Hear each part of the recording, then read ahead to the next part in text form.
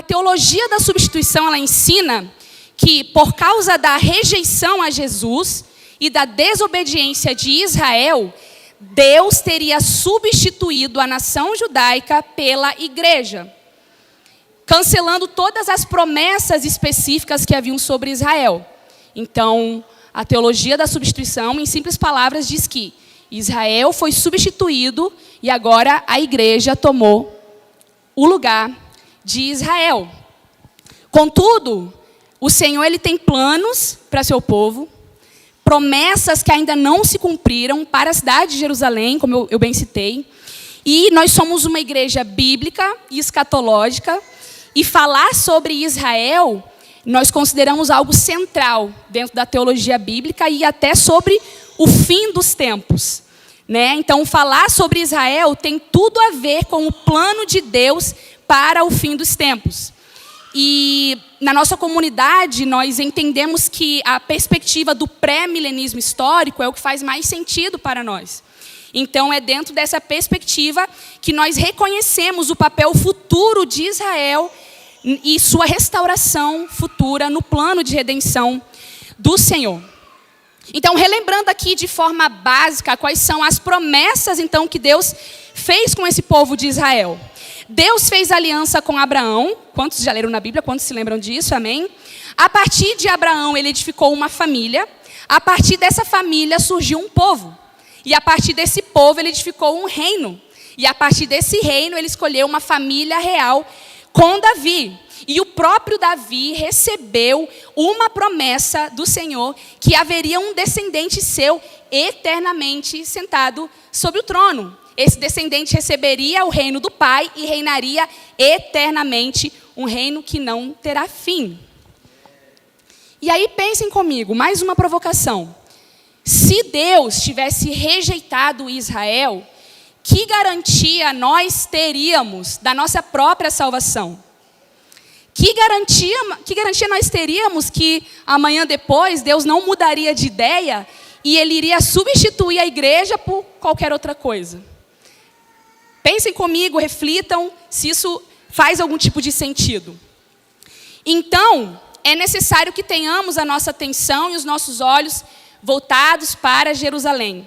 Precisamos entender o que Deus pensa e sente por Israel, para que assim possamos nos alinhar com o seu plano futuro. De maneira soberana, Deus ele escolheu a nação de Israel. Israel era a menor das nações, a mais desprezada das nações, e Deus escolheu. Ele soberanamente escolheu Jerusalém para ser o lugar da sua habitação eterna. A nova Jerusalém, a cidade de Deus, ela descerá sobre Jerusalém, a nova Jerusalém. Então,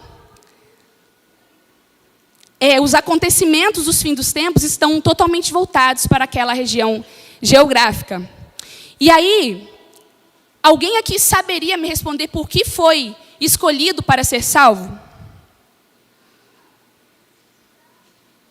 Aí eu gostaria de usar as palavras de Charles Spurgeon, porque ele diz assim: eu creio na doutrina da eleição, porque estou bem certo que se Deus não me tivesse escolhido, eu nunca o teria escolhido.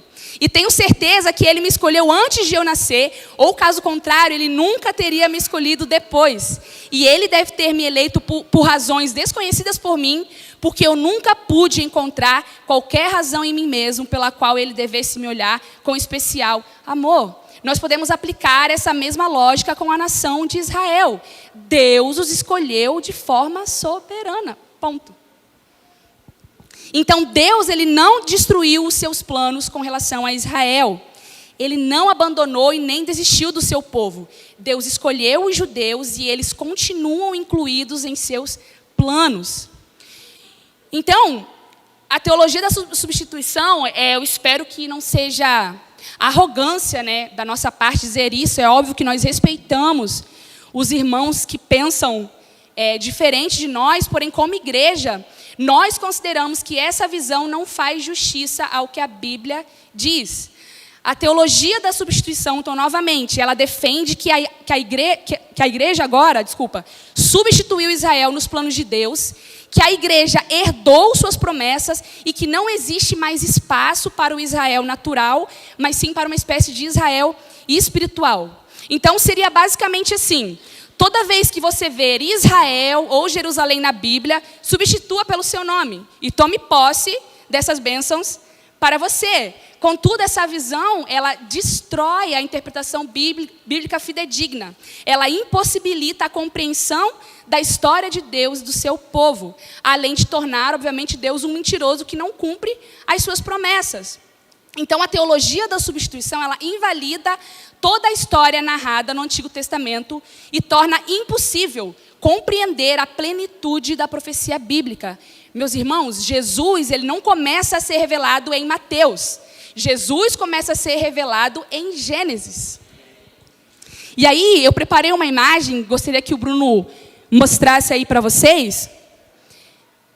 Baseado em Romanos 11, eu pedi para a Iá criar para mim. Mas ficou legal, né? Isso é uma oliveira. Porque Romanos 11, o apóstolo Paulo, ele vai usar essa analogia, essa comparação. Ele vai falar que Israel é uma árvore boa, é uma oliveira. E é interessante porque a oliveira, ela é uma árvore que pode viver em torno de 1.000, 2.000, até 3.000 anos. E aí talvez você esteja olhando aí para a oliveira, vendo essas azeitonas, pensando num azeite de oliva, ou até mesmo da azeitona em cima de uma pizza. Mas não é exatamente isso que retrata a oliveira. A oliveira, então, fala sobre o Israel natural. E aí o apóstolo Paulo fala em Romanos 11 que, propositalmente, Deus endureceu o coração dos judeus. Então, alguns judeus, eles foram cortados. Os judeus incrédulos foram cortados do que é o Israel natural. E aí, só abrindo um parênteses, porque nós cantamos sobre o Salmo 84, e eu me lembrei que o Salmo 84 foi escrito pelos filhos de Corá. Corá ou Coré, né? Eu nunca lembro qual é o nome certo. E Coré, ele se rebelou contra Deus. Ou seja, ele foi alguém que não acreditou nas promessas de Deus, se rebelou contra Deus, e a Bíblia fala que eles foram tragados. Mas os filhos de Coré, eles continuaram fiéis ao Senhor. Tanto é que nós temos acesso a esses belos salmos que eles escreveram. Então, existem judeus que foram fiéis ao Senhor e continuam sendo essa árvore boa. Os próprios apóstolos do Senhor, eles eram judeus. O próprio apóstolo Paulo era um judeu. E aí a Bíblia vai falar que os gentios éramos uma oliveira brava. E aí o que Deus faz? De forma antinatural, ele enxertou os galhos ruins na oliveira boa. Por que é antinatural? Eu não entendo muito de agronomia, mas a minha mãe é uma agricultora. E eu lembro que quando eu era criança, quando existia uma árvore que não dava frutos, ou seja, uma árvore ruim, ela ia lá, pegava o galho de uma árvore boa e fazia um enxerto, amarrava de alguma maneira aquele galho bom na árvore ruim, e aquela árvore ruim passava a dar bons frutos. Então, olhem para essa imagem, meus irmãos, e contemplem o tamanho do amor de Deus por nós. Porque Deus, de forma soberana, endureceu o coração dos judeus para que eu e você fôssemos enxertados na oliveira verdadeira. Pensem comigo, se os judeus tivessem reconhecido Jesus como o descendente de Davi, ele iria reinar em sua primeira vinda, certo? O fato deles terem rejeitado a Jesus trouxe salvação para nós. Isso é motivo de glorificarmos ao Senhor. E aí, até lembrando da promessa que Deus faz a Moisés e ao povo de Deus no Monte Sinai, Deus dá os 10 mandamentos, amém? Escrito ali nas pedras. E nós podemos pensar assim que é uma aliança bilateral. Por que é uma aliança bilateral? Porque Deus fala assim, ó: cumpram a minha palavra, os meus mandamentos, e vocês serão abençoados. Mas se vocês descumprirem as minhas palavras, os meus mandamentos, vocês vão sofrer maldição. E aí até o que a gente tem visto aqui nesse livro do profeta Isaías. O povo desobedeceu a Deus, o que aconteceu? Juízo, foram levados para o exílio da Babilônia. Só que em Jeremias 31, a Bíblia vai nos relatar sobre uma nova aliança. Essa nova aliança agora ela é unilateral. O que significa? Deus não vai mais escrever os seus mandamentos em tábuas de pedra, mas ele vai escrever no coração dos homens. Primeiro do povo judeu, depois a nós por misericórdia. Então veja que é uma aliança unilateral, porque não depende mais de nós. Agora depende apenas do Senhor. Isso, meus irmãos, é para nos alegrarmos, porque é certeza, a garantia de que vai se cumprir. Porque se dependesse de nós, é como o povo judeu, não conseguimos. Mas como depende somente de Deus, esse dia chegará. Amém? Acho que era isso que eu tinha para falar sobre essa imagem. Está fazendo sentido, meus irmãos? Amém. Então é isso. Eu queria apenas citar agora aqui que o pastor John Piper, ele argumenta isso, que a igreja não substituiu Israel, porque as escrituras afirmam que Deus não rejeitou o seu povo, e que as promessas feitas aos patriarcas são irrevogáveis. Para ele, Romanos 11 descreve um futuro em que todo Israel será salvo, referindo-se então ao Israel étnico, que será restaurado espiritualmente no retorno de Cristo. Os gentios foram enxertados na oliveira, como eu falei, mas Israel continua sendo a raiz que Deus preservou e a qual os ramos naturais serão novamente ligados. John Piper então fala que ele ressalta que a nova aliança anunciada em Jeremias 31 começa para Israel e os gentios participam pela misericórdia, não anulando o povo original. Assim, a restauração futura de Israel não só confirma a fidelidade de Deus, mas também trará grande bênção espiritual ao mundo, como Paulo afirma em Romanos 11, os versículos 12 e 15. Ora, se a transgressão deles resultou em riqueza para o mundo, e a diminuição deles resultou em riqueza para os gentios, quanto mais a plenitude deles. Porque se o fato de eles terem sido rejeitados trouxe reconciliação ao mundo, o que será do seu restabelecimento, senão vida dentre os mortos? E o apóstolo Paulo vai fazer mais um alerta. Ele fala bem assim, para os gentios, cuidado, porque se vocês também podem ser cortados dessa oliveira.